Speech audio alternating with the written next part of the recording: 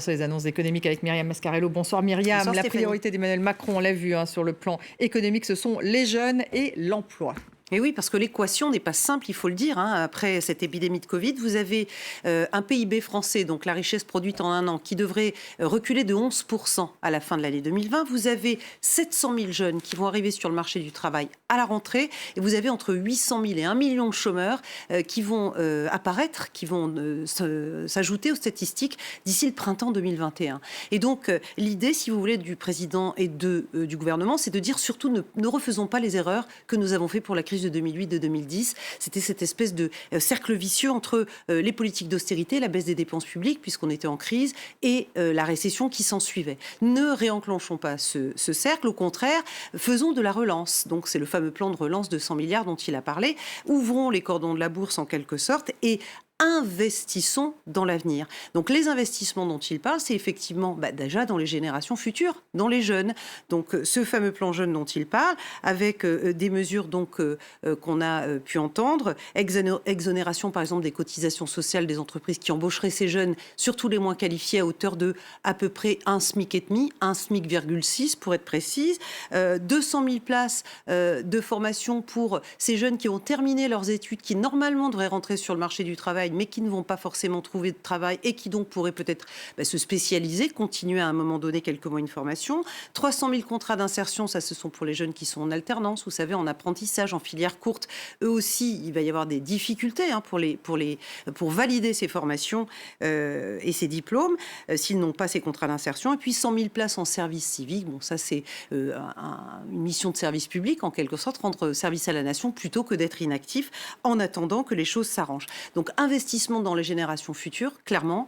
Investissement aussi dans l'économie plus verte, dans l'écologie. Et là, il a annoncé aussi quelques mesures, Emmanuel Macron, tout à l'heure, notamment l'inscription dans la Constitution, par exemple, de la lutte contre le réchauffement climatique. Il a annoncé des rénovations de bâtiments, rénovation énergétique des écoles, des maisons de retraite. Ça, c'est vraiment de la politique keynésienne. L'État investit pour les infrastructures, le développement du ferroviaire, du rail sur les trajets courts, ou bien encore le retour du train de nuit.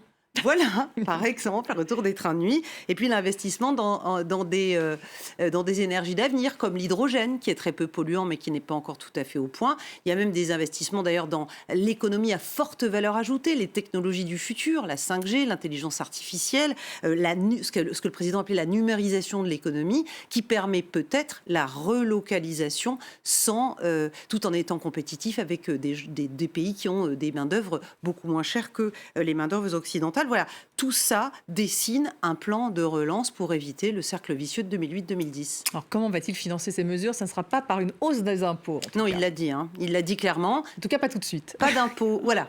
Pas tout de suite. Pas d'augmentation d'impôts, il l'a dit et répété. Et pas non plus d'ailleurs de rétablissement ou d'élargissement de l'assiette de l'impôt sur la fortune, puisque la question lui a été posée clairement, est-ce qu'il faut que les plus riches soient mis à contribution?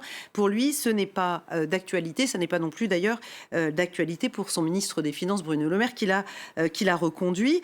La seule chose qu'il ait dite éventuellement sur ce chapitre, c'est qu'il encourageait, on va dire, mais rien d'obligatoire, les entreprises à se limiter sur les dividendes qu'ils verseraient à leurs actionnaires, puisqu'en ce moment, ces entreprises négocient des accords de compétitivité avec les salariés en échange donc de modération salariale, notamment, et donc en gros que chacun porte sa part du fardeau. Voilà. Après, il va y avoir modération salariale et modération sur les dividendes. C'est ça irait de pair. Sauf que les dividendes, il n'y a pas d'obligation, si vous voulez, c'est au bon vouloir des entreprises. Après, et comment financer? Vous avez l'endettement, le truc habituel. J'ai envie de vous dire, les emprunts, et là, la France emprunte comme tous les pays européens en ce moment. Il va y avoir une baisse des dépenses publiques malgré tout, par exemple à travers la réforme des retraites ou la réforme du chômage. On va essayer d'économiser de l'argent malgré tout, même si ça ne relève pas de l'impôt, là c'est de la cotisation sociale.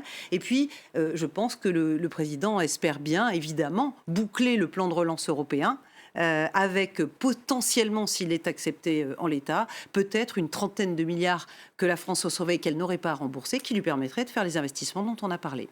Merci Myriam.